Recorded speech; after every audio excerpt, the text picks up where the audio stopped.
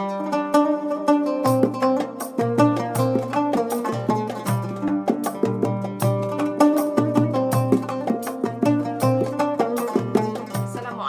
warahmatullahi wabarakatuh. Apa kabar anak-anak semua yang berada di rumah?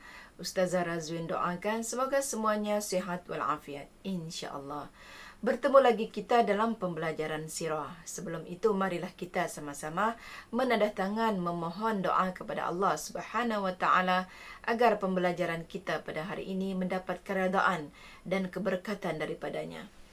Bismillahirrahmanirrahim. Allahumma aftah alaina hikmataka wansur alaina min khazaini rahmatika ya arhamar rahimin. Rabbi shrah li sadri wa yassir li amri wahlul 'uqdatam min lisani yafqahu qawli. Amin ya rabbal alamin. Baiklah, untuk pelajaran sirah tahun 6, kita masuk tajuk yang ketiga, yaitu peristiwa-peristiwa penting yang berlaku pada tahun 10 Hijrah. Okey, apakah peristiwa-peristiwa penting yang berlaku pada tahun 10 Hijrah? Pertama, utusan ke negeri Yaman. Okey, kita bercerita mengenai utusan ke negeri Yaman.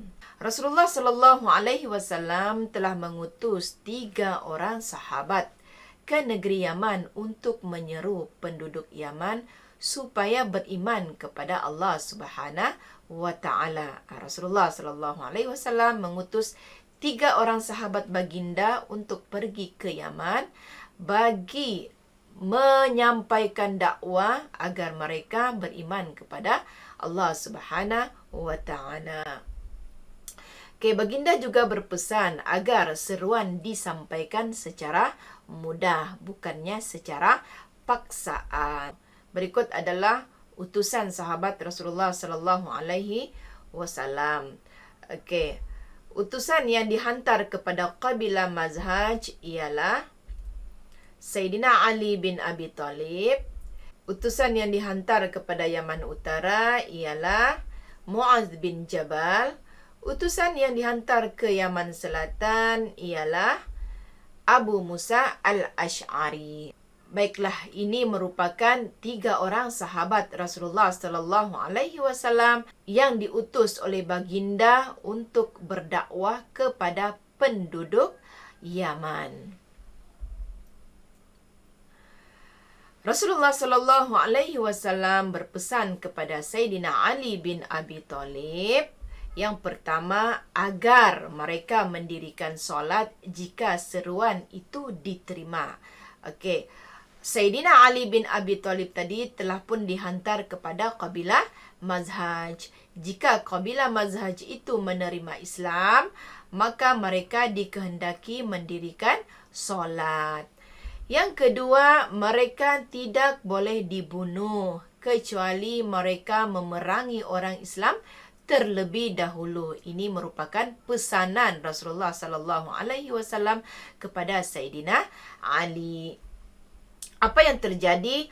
Kabilah Mazhaj menentang, malah terus memanah pasukan Sayyidina Ali bin Abi Talib. Maka berlakulah peperangan.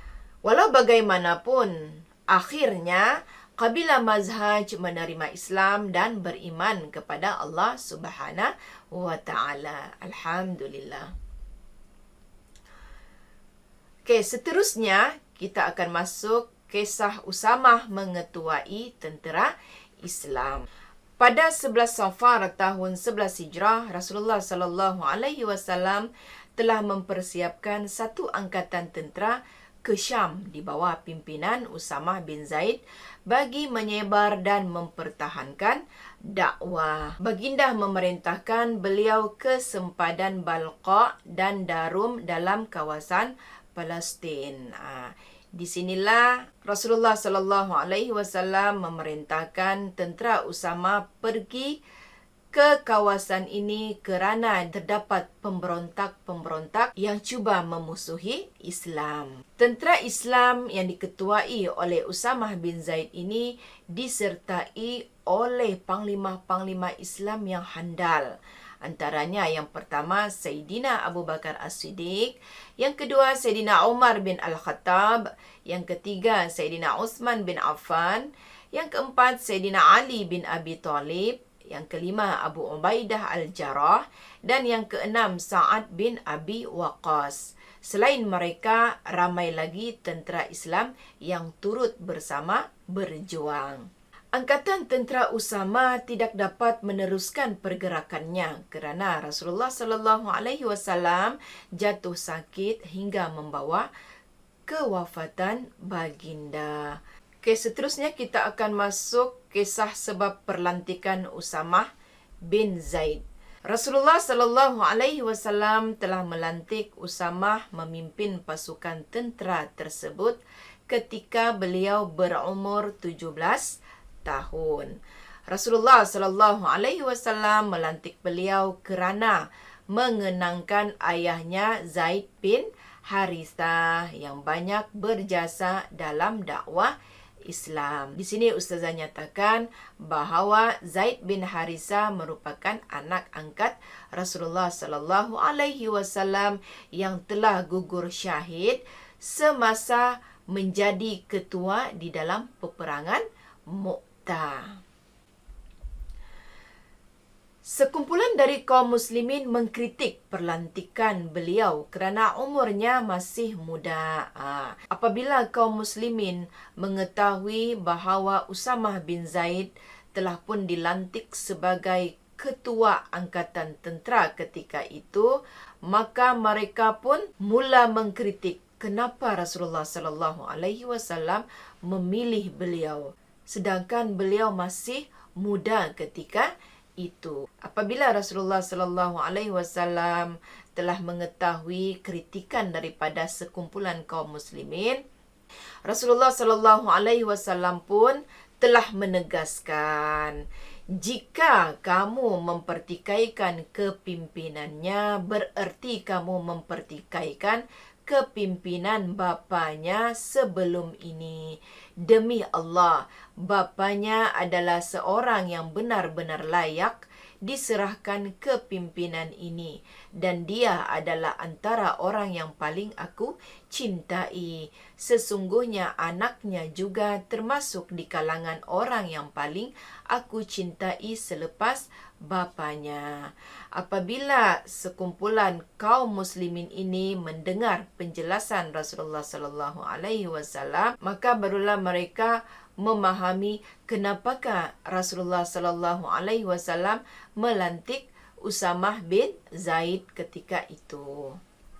Oleh kerana angkatan tentera Usamah tidak dapat meneruskan perjalanan mereka ke Balqa dan Darum, angkatan tentera Islam ini tetap diteruskan di zaman Sayyidina Abu Bakar As-Siddiq, iaitu selepas kewafatan Rasulullah sallallahu alaihi wasallam. Selepas kewafatan Rasulullah sallallahu alaihi wasallam, wujudlah zaman Khulafa Ar-Rasyidin, yang mana ketika itu khalifah pertama yang dilantik di dalam pentadbiran Islam ialah Sayyidina Abu Bakar As-Siddiq. Jadi Sayyidina Abu Bakar As-Siddiq tetap meneruskan perjuangan Rasulullah sallallahu alaihi wasallam untuk menghantar angkatan tentera Usamah ke Balqa dan Darum. Baiklah, di sini Ustazah ingin nyatakan bahawa Usamah bin Zaid meninggal dunia pada tahun 54 Hijrah dan dikebumikan di Madinah. Untuk makluman semua murid, Usamah bin Zaid ini adalah anak kepada Ummu Aiman. Ummu Aiman merupakan wanita yang menjaga Rasulullah sallallahu alaihi wasallam sewaktu kecil selepas kewafatan ibu Nabi Muhammad sallallahu alaihi wasallam. Ummu Aiman telah berkahwin dengan Zaid bin Harithah. Hasil perkahwinan mereka lahirlah Usamah bin Zaid yang merupakan pejuang Islam. Baiklah, sampai di sini sahaja pertemuan kita. Ustazah berharap semoga apa yang Ustazah kongsikan pada hari ini akan memberikan manfaat kepada semua murid. Ustazah akhiri pertemuan kita kali ini dengan kalimah wabillahi taufiq wal hidayah. Assalamualaikum warahmatullahi wabarakatuh.